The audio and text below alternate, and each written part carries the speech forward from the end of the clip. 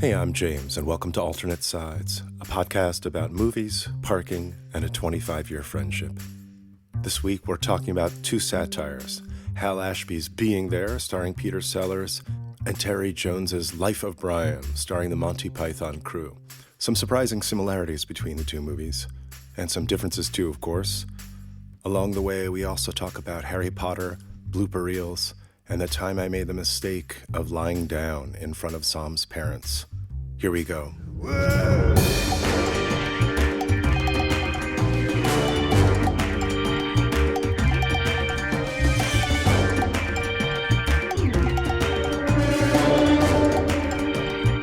You hear me loud and clear? I hear you very loud, unfortunately, and very clear. Hold on, I need to do a little Palo Santo here to just clean the air. I hate you already. I have to keep my hand steady to light this. Why do you hate me already? God. Why do you Palo hate me? Santo. Fuck I'm off. not. I'm not really usually this kind of a guy, but No. No, It's no. you're just finding new ways to be a douchebag. Well, no. This morning was very trying. This whole last. There we go. Oh God, the fucking wafting the smoke. Right now, all your problems are over. Oh yeah, I feel Great. so regulated all of a sudden. Oh yeah, this is actually a lot of smoke. Okay. It's gonna start coughing and choking now. No, it's good. I'm good for it. Also, little candle here. If somebody didn't know me Oh very, my God, what are we doing? A fucking tarot reading? We're supposed to be having a conversation. if somebody didn't know me very well Jesus and Christ. heard this, they might think that I was a little bit, shall we say, Yeah, I know you very well, and I think you're, shall we say, Jesus Christ. What the fuck's going on? I got to come down there and sort you out. I'm getting on the train. In fact, I'll just turn the car on. Let's go. I've had a very, very stressful couple of days with the family. How are you? I'm good. I'm a little nervous, skittish, because I'm on this new block. Moji parked the car on Prospect, and everyone's actually doing we move over to the. I'm like one of 3 cars that hasn't gone over to So the people other are side. actually. So my letter worked. They're. He foiled me. You need to do your duty. Well, now the problem is they've all double parked on the right-hand side. Yeah. Now there's no room even to double park. You waited too long. Well, because no one does this. Thinking you could cheat the system. Well, what is this? This one block listens? Like, I don't understand who makes these rules. These guys are the good guys? Goodness, you may have to actually move the car. I don't want to. I like where it is. Well, we all like where it is, but there's a car behind me though that's stationary. So I think if they don't move, I'm not going to move. You'll be very pleased to know that Philadelphia, just in the last few weeks, has started a street sweeping program. So my letter worked. Yeah. Great. They just started. I saw a little news story about it, and they started, and like in the course of I don't know, a week, the city made $300,000. That's what it is, right? So yeah. It's a no-brainer. It's a money-making scheme to get to ticket people. It's not really about cleaning the streets. It's like, do you ever see the film Brazil? Terry Gilliam. Yeah, you could tell me who made it, but did you see it? Well, I'm saying Terry Gilliam was part of Monty Python, and that's who we're talking about. That's true. That's true. Yeah, so fuck you. But have you seen Brazil? Yes, I saw Brazil as a teenager. I didn't like it. I'm not a fan of the Terry Gilliam style. I recently rewatched 12 Monkeys, and which my mother's in, by the way. My mother is a background artist in 12 Monkeys. Good old Meg. And there's a shot of her eyes. She plays like a surgeon or something. So she's all masked and scrubbed up. And you can see you see the eyes. Yeah, fantastic. Little, what do you call this? Isn't a crane shot if you go up. If it's just like in a room. Boom up. Boom up. Yeah. Thank God you're here. I need to turn the lights on and get my Crocs. Will you excuse me for just a moment? Again.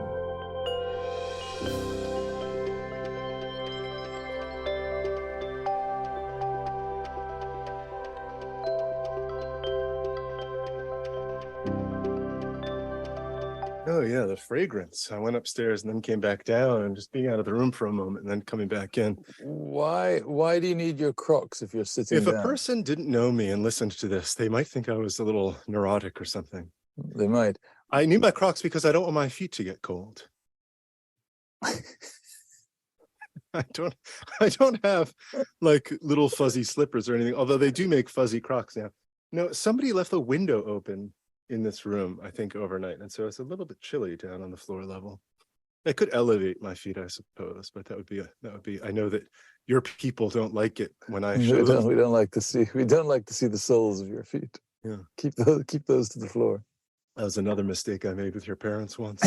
Yeah. No, it wasn't that. It was lying back. I was laying down. Yes, I mean, I was you never, ever lay down. I can't believe that you would do that in front of like anyone. Like I was sharing a bedroom with your parents. I thought, no, that's different. Nighttime is different. When everyone goes to bed, you lie down, of course. But in the like course of an afternoon, or well, I was on the sofa, and it was kind of easing back, my butt was sliding down, and I put my feet up. That was a disaster. If Wilder does that, like in front of the grandpa, I'm like, get up. What are you doing? Get up. Maybe that's why your parents haven't spoken to me in the last few years. They've stopped asking after you since then. Yeah, you were going to ask me something. Oh, was it about the Crocs? Or no, it was before the Crocs. You were going to ask me something. No. We were talking about street sweeping. Oh, Terry Gilliam, Brazil. Yeah, I've seen it. Oh, central services. I was going to say. That's what it basically all comes down to. Fucking everything's central services now. Yeah. All right, let's get into it. Double bill, double feature. Da, da, da, da, da, da, da. Comedy double bill. That's you and me, right? We're a comedy double bill. Yeah, okay. So we're at 1979. Being There by Hal Ashby. Yeah. Monty Python's Life of Brian. Two satires. Both kind of about similar things. About how stupid people are, really. Is that what it's about? I think Life of Brian, Terry Jones, the director, and Python said something like the movie is not blasphemy because it's not really about Jesus. It's about how people killed each other for 2,000 years because they couldn't agree on the right wording for be kind to each other. It was basically, and it reminded me of that's very good. An old thing that Christopher Hitchens used to point out, which was, the famous phrase, a wall of separation between church and state, which was written by Thomas Jefferson. He used that phrase in a letter to the Baptists of Danbury, Connecticut, who were being persecuted by the Calvinists of Danbury, Connecticut. So it was like two branches of Protestantism going against each other. Yeah, just ridiculous. Right, and when you see Jesus at the beginning of the movie, he's actually treated with great respect. Yeah. Except for the audience thinking, blessed are the cheesemakers. Yeah. Blessed are the Greek? Blessed are the Greek, really? Yeah, because they're in the back and they can't hear. It's kind of a spoof of like those big religious epics of like the 50s and 60s, and it's about a baby who's born around the same time of Jesus, like just a few houses down, named Brian, and the three wise men at the beginning come to the house and give the gifts and then realize they've got the wrong house. And Brian is a sort of hapless character, but at the end he's mistaken for the Messiah, and he keeps trying to tell people, no, I'm not the Messiah, and so on. But then they follow him, he loses a shoe, and then they start kind of worshiping the shoe. That whole sequence is incredible. And then he disappears, and they say, he's been taken up, the whole crowd, he's been taken up, he's risen. Oh no, there he is. And then they go running over again, the sequence of them following him and their belief, the way they'll contort everything he says or does into a new belief system. The sign, But that's the same as Being There. It's about how people will they will take what somebody misinterpret says, and so Being There, which is Peter Sellers, amazing in that movie. Yeah, he's so great, and he says very few lines of dialogue. If you put it all together, it's probably 3 pages of dialogue in the whole movie, and he's in every scene. Was that his last movie? That's his last movie. Yeah, it really. Yeah. Wow. So he plays Chance, right? A character named Chance who lives in this very fancy house in Washington D.C. and I guess he's the gardener of the house. And it's the old man who's owned the house forever and one maid. and then Chance. And we learn that Chance has lived there his whole life. And my assumption is maybe like he's like an illegitimate child of the old man or something or other, but he's apparently lived his entire life in this house, and he's never been outside. He doesn't know how to read or write. He's just this gardener, and the old man dies, and he kind of is kicked out of the house and just has to wander around, and somehow ends up becoming like a close advisor of the president of the United States within about 2 days. Yeah, it works out for because him. of various hijinks and coincidences and people, when he says literally like, we must prepare for winter and then the spring will be renewed growth. People think that he's being this like oracular Buddha-like character, referring to the economy or whatever. Anyway, that's a little bit of background, but it's a similar thing that when he says something simple and literal, people assume that he's being so wise. Right. I hear he speaks 8 languages. And the Russian ambassador asks him if he knows. Krylov. I knew you knew your Krylov in Russian. Yeah, very good. I think it's funny. You're right. They are both about similar things, but they couldn't be more different. Like tonally, they are like if you set out to say like I want to make a movie about how we are stupid and we misinterpret things and we'll twist whatever humans will twist whatever they want to their own worldview. You'd be hard pressed though to come up with 2 more different sort of ways of doing this. Because the Monty Python thing, it's rooted in silliness, really. Yeah. Which I think we should talk about as a silliness as a legitimate approach to the satire. Silliness, it feels to me, is something that America doesn't do as much. Or they do, but they do in their silliness. The guy behind me is moving. Are we moving? No, he's just moving. I don't know where he's going. This is panic on this block today. I don't know what's going on. Well, silliness in America it seems, let me see if I tried this out. Is this true? Exclusively childish. Right. You know what I mean? But there's no like silliness, as you say, in the service of making a grown-up point.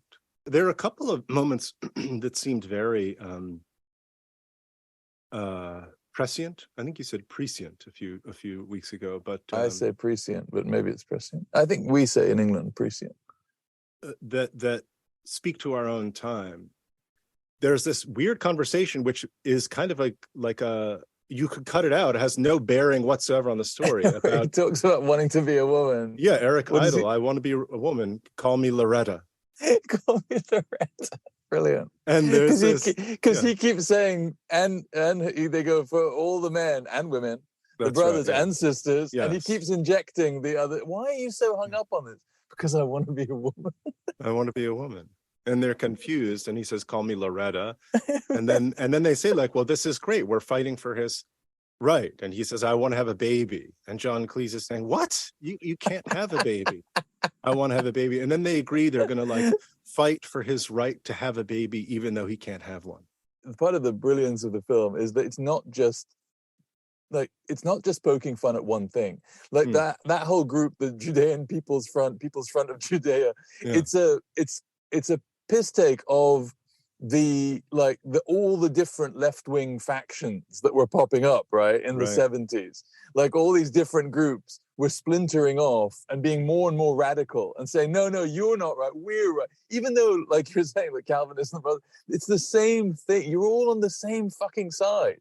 Yeah. And one of the great laugh lines to me is when he says, let's focus on the real enemy. And it's supposed to be the Romans. He goes, yeah, the Judean People's Front, them. And they all agree that that's the real enemy. Yeah. They've got their finger on that thing that's happening. I do love the scene where he's doing the graffiti in Latin, and then the centurion comes over and is correcting his wrong case, dative. For everyone who's ever sat through like an English school, like Latin class, that is amazing. That's very, very, very funny. When I lived in England, at one point there was, in a bookshop, it was like one of the impulse purchases near the front of the registers, like Shots Miscellany, which was a big Oh thing yeah, at the time. I remember that. It was Harry Potter and the Philosopher's Stone in Latin, the entire book. Yeah, great. Which I should get you. I shouldn't have said it. I should just have given the effort for your Please birthday. Please don't. I will not read it. Well, speaking of Harry Potter and speaking of silliness and childish things versus adult things, I recently began playing Hogwarts Legacy on the Xbox. How come video games don't scare you and movies do? I actually like being scared in a video game. I don't know why. I think it's because there's an illusion of control. Whereas in a movie, you're just sitting there. You can't tell the person, like, actually, I don't want to go in the house right now. I don't want to do this anymore. I don't want to do that.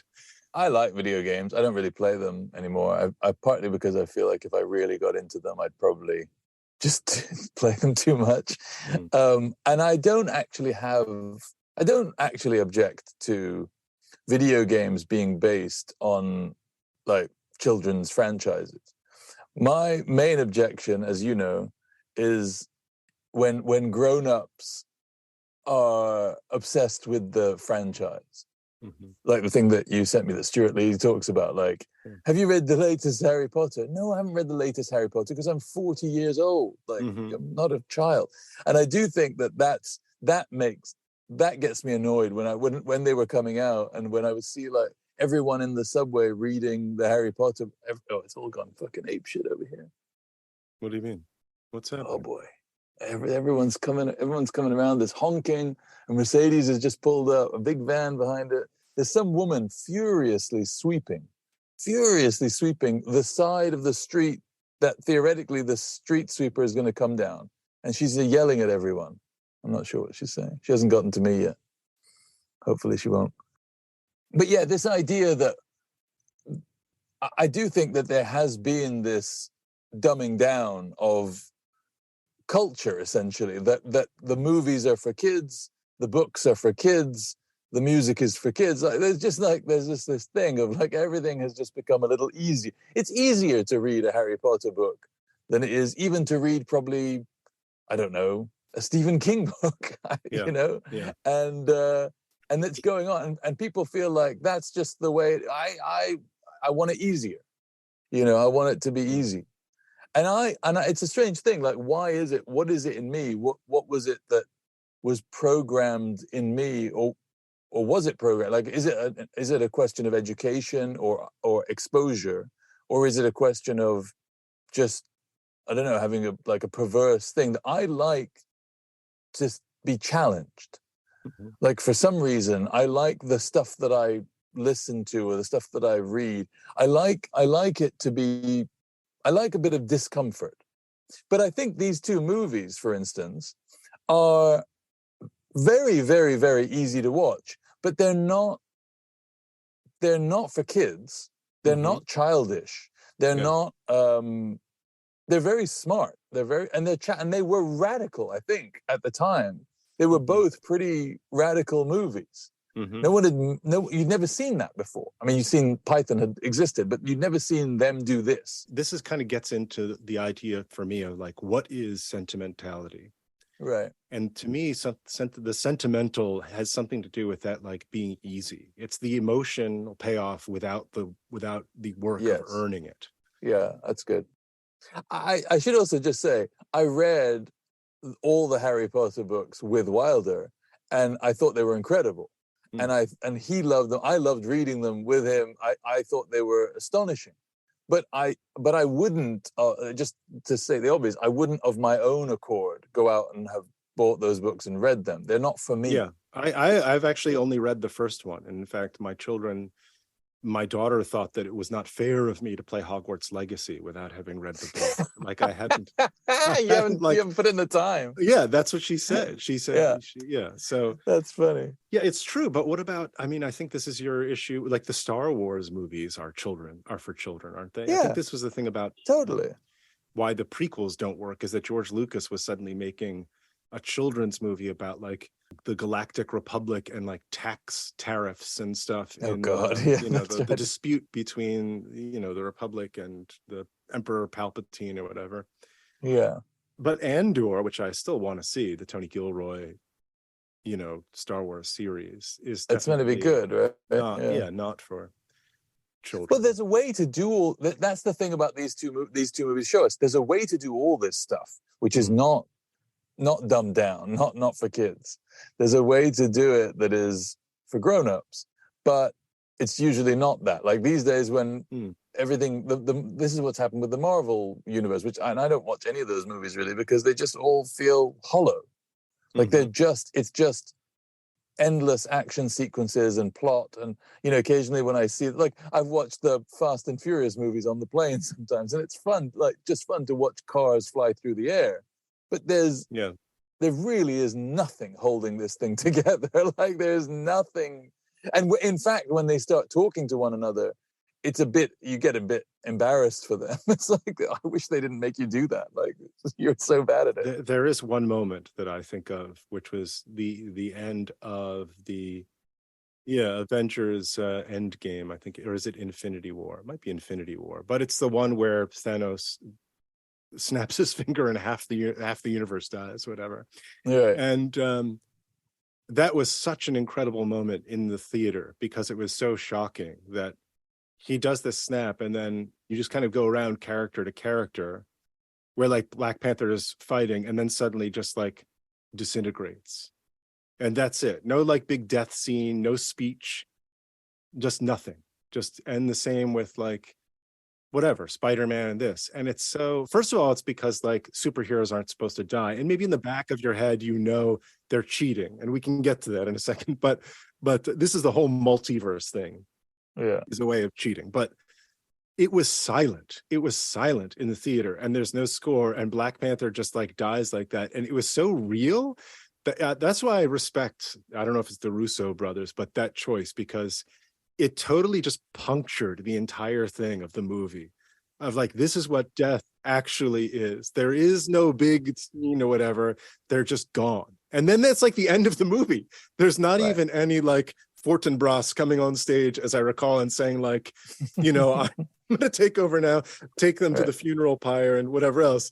It just kind of ends on this weirdly downbeat note, and everyone sort of sat for a moment stunned and then like shuffled out of the theater. But that's works because it's bold. That's the thing. It is challenging. It's challenging the concept of the superhero thing, right? It's saying, we can't do this, right? And they're like, well, maybe we can do this. And so immediately that challenges our sit back in your chair, everything's going to be all right kind of thing. And it shakes you up, and suddenly it's good. The most obvious illustration of how Life of Brian is not for kids is that at the end, spoiler alert, he gets crucified. Brian gets crucified, and they say life's a piece of shit when you look at it. And it's a great song. Oh, here comes the street sweeper down the middle. Are you going to have to move? I don't know. Are we moving? I might have to move. Be amazing if the car didn't start right now. I'm moving.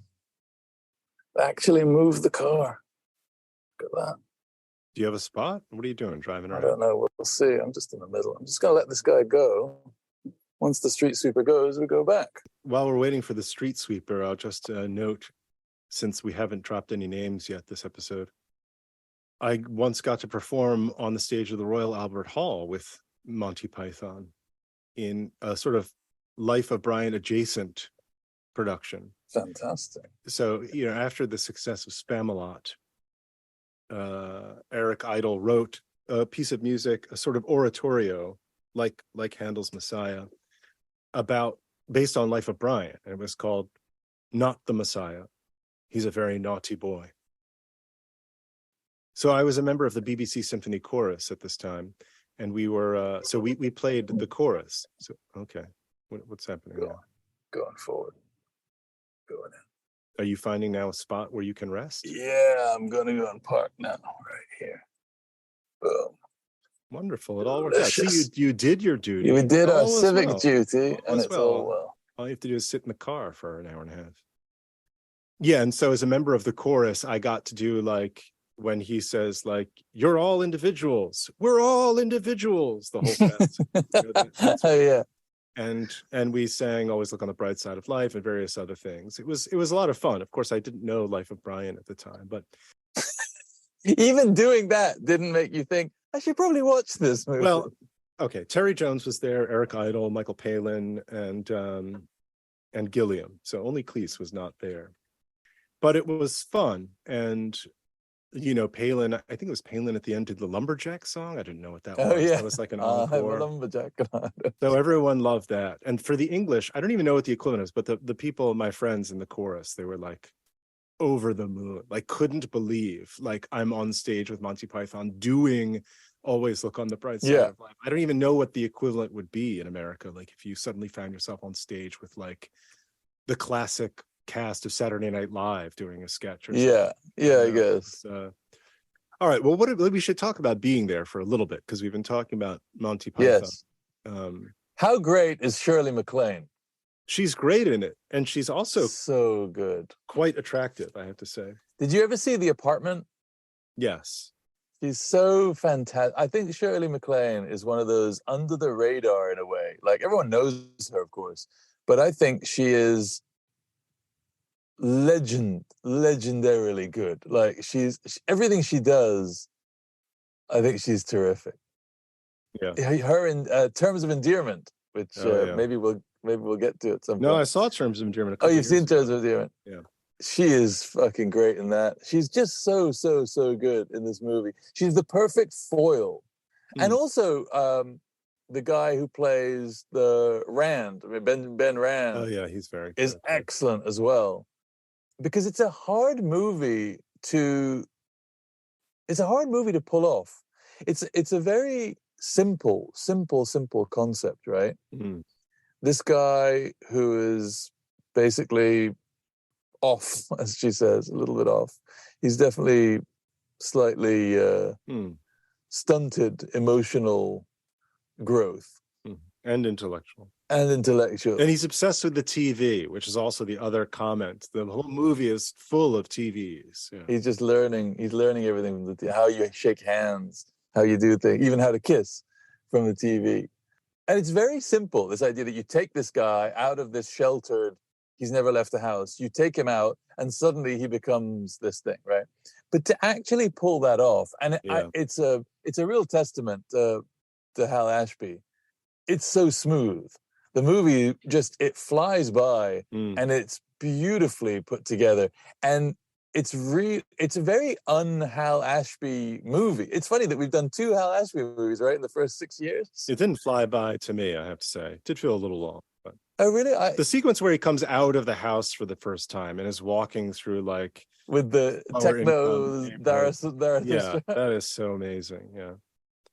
In terms of writing, I was thinking it must be so hard to like keep coming up with these scenes where what he's saying is both plausible for that character to say and also could reasonably be taken as meaning something else. A whole scene of like a dinner scene where he's talking about gardening and someone thinks he's talking about like the stock market. Yeah. But it also it lays out these things of like what he might be, and they're all trying to figure out, FBI and CIA, they're all trying to like figure out who he is. But it doesn't really go down that path, I think, to its credit. Yeah. Because it's not about that. It's about him and his relationship to these people. It's not about, oh, we got you, you're actually this person. Right. You're not. Even when he says chance, when he says the doctor who knows by the end and says it to him, and then the doctor ends up saying, I understand. Meaning what? Which is it's his catchphrase. It's what he's said all along, right? It's what the Chauncey has said all along. I understand, Ben. It's like he takes in information and he's like, I understand. That's his way of like synthesizing. And in the end, the gardener, the doctor says, oh, wow, that's very good, actually. I didn't quite catch that. Wow, I'm so dumb sometimes. Somebody asked David Chase about the final scene of The Sopranos. Oh yeah, whether or not Tony Soprano was killed or not. And of course, he's famously never really come out and said it. But he told the story of when he was like a teenager and Planet of the Apes came out, and he took his girlfriend to go see it, and they watched the Planet of the Apes, and Charlton Heston at the end he used the Statue of Liberty and says, "You damn dirty bastards," or whatever. What have you done? And David Chase says, yeah, you blew it up. And David Chase said he left he watched the movie, he was leaving with his girlfriend, and he was thinking like, wow, so they had a Statue of Liberty too?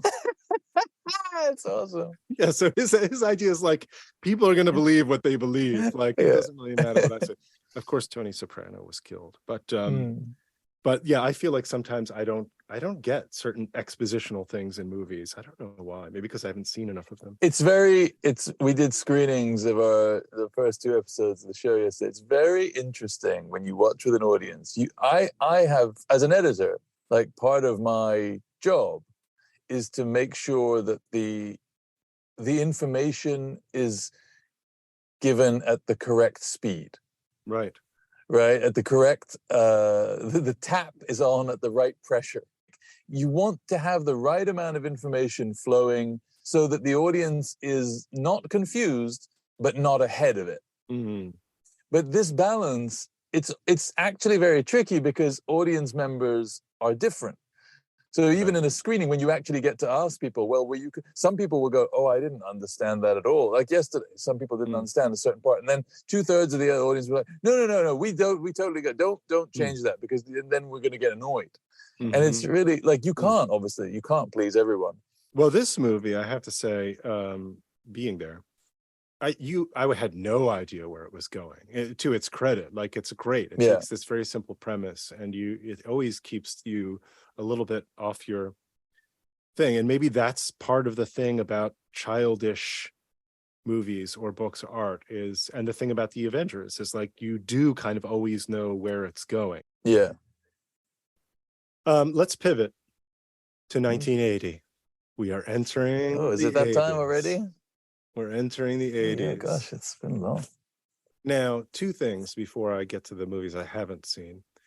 One is another powerhouse year. Empire Strikes Back, The Shining. Was that 1980? Oh, wow. Raging Bull, Airplane, Caddyshack, The Blues Brothers, Superman 2, really? Stardust Memories, and a movie I actually really like, Breaker Morant. Have you ever seen that? Australian movie. Yeah. I mean, it's been many years. Yeah, beautiful ending, that movie. Surprised you saw that movie. Why have you seen that movie? This is so strange. For some reason, I went through like an Australian new wave phase when I was like 16. I don't know why. This is the thing you picked? Yeah, you're always talking about, what's his name? Who made Truman Show? Yeah, Peter Weir. Peter Weir. You love the Australians. Now, here's another thing we need to figure out the rules about, because there are some movies now coming up that I technically have seen, but I saw like when I was 10 or when I was 13, and I haven't seen since. And I don't know whether that counts or not. For example, a movie from 1980 that I have seen technically, but not since I was a child, is 9 to 5. Working 9 to 5. Well, you said that you had technically seen Being There, you thought. I had, and I had 2 images in my mind that I remember from like when it came out. So I would have been like 6 or whatever. One is Peter Sellers watching the TV and watching people shake hands and doing the thing where he's like trying to shake hands with himself. Yeah. And the other one was him watching Sesame Street. But it's so weird that like that image, so random, that like all these years, 40 years later, whatever, that I'm like, I still think of that image. It's funny. Also, we haven't talked about the final shot, the ending. Yeah. I was gonna say I wasn't ready to pivot, but we. Yeah. What do you tell me about the final shot? But so the final shot, this is a spoiler alert, I guess, but Peter Sellers is at the funeral of the elderly guy who's been taking care of him, and he wanders away from the funeral, and he's in DC, and he comes to this like little pond or whatever, and he kind of tends to a little tree that's there, and then he just starts walking across the pond on the surface of the water. You know, I've seen this movie, I think 3 or 4 times now. And this was my favorite time of what I liked the movie the best this time. And I think there's something about like the pacing of the movie and just being older and feel like, and maybe it is about our time. Maybe it speaks to in one way, we're further removed from that moment, from 1979 and the thing that it was describing. And on the other hand, we've moved into another sort of era, which is even far worse in terms of the things that it's skewering. And so I think in my previous viewings of the movie, I was a bit dismissive of that ending, and it felt like too much. But this time, probably just because I was on the ride the most that I'd been. And I guess I knew it was coming. I loved it. I was kind of like, yeah. I also knew it was coming, and I wish I hadn't, because I think it really would have, it would have been one of those moments. Yeah. It's very beautiful. It's beautifully ambiguous, and it's the tone of the movie is just great. Yeah. And at the end, So pivoting back to 1980. So I don't know if we're going to allow these movies that technically I have seen, but not in 40 years. To me, it feels like, depends how strong a memory you have of it, is how I would. If you have a good memory of it, then we should. But if you're like, it's like I've never seen it, then it doesn't matter to me. Okay. I have. So, all right. So a movie from 1980 that I have seen, but he's nervous to admit. No, this is because we've talked about this one before. Flash Gordon. Flash. He's saved every one of us. So look, I was 5 years old. That's it. I saw that in the cinema. 5 years old. Not scary. So Flash Gordon, but they're a bunch. We're getting into the good years now, I think, of the 80s, of movies that are like mainstream movies that I avoided, intentionally or not. Okay. Friday the 13th, the original. You always come up with these like Halloween, Friday, these like John Carpenter or whatever. All right. Fine. Yeah. I don't care about those movies. Ordinary People. You've never seen Ordinary People? Okay. The movie that famously beat Raging Bull. For the Oscar, right? For the Oscar, yeah. Yeah, Ordinary People. It's Timothy Hutton, right? And directed by Bob Redford, I'm getting a sense that's kind of an one for you. Okay. But I'm waiting to see what's down the road. Well, this is the one for me, I think. The Elephant Man. You've never seen The Elephant Man? I don't know. The Elephant Man I saw when I was like 10 or whatever. But that's a movie that I'm such a huge Lynch fan, and to me, I think that would be the one that I picked so far. Okay, but let's keep going. American Gigolo. More gear. Yeah. My aunt would love it. Yeah, we'd have to call her in for that episode. Okay. Coal Miner's Daughter. I haven't seen that in many years. But I don't know that. I think Molly's a fan of that. Yeah. I think that's one where she has said, like, you've never seen Coal Miner's Daughter. Yeah. But being a girl from West Virginia, maybe it makes sense that resonated with her. Okay, here's one. Fame. It's an Ellen Parker movie. Yeah. I'm gonna live forever. I'm gonna learn how to fly. Hi. Yeah, I remember that. That's good. I haven't seen that in 20 years, but I don't particularly feel the urge to rewatch Fame. But okay. One more. Dressed to Kill. Dressed to Kill. What's Dressed to Kill? It's De Palma, I think. Oh, yeah, I'm not a big Is that a remake? Fan. They're all remakes. They're either remakes or rip-offs. Michael Caine, Angie Dickinson, Nancy Allen, and Keith Gordon. Dressed to Kill. I've never seen it. I'll be honest. Okay. I've never seen it. So that's the list. I would say let's get it down to Ordinary People, Fame, Coal Miner's Daughter, The Elephant Man. It's got to be Elephant Man, I think it's got to be Elephant Man. It'll be very interesting to watch because it's very well. I don't know because I haven't really seen it, but my sense it's a very straight movie for David Lynch. Oh, it's 9:59. Okay, I'm writing it down. Hold on. The Elephant Man. I feel accomplished. We fucking did it. I moved the car. I got a spot. We didn't crash. We talked about some comedies. It's pretty good. Yeah. Dying is easy. Comedy is hard. That's right. All right, mate. All right. I guess that's it. I'll see you next time. Cheers. Bye.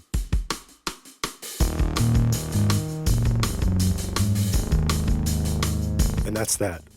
Next week, we explore David Lynch's black and white period drama, The Elephant Man, starring Anthony Hopkins, John Hurt, and Anne Bancroft. It's one of Lynch's most accessible and mainstream works, but still unmistakably his.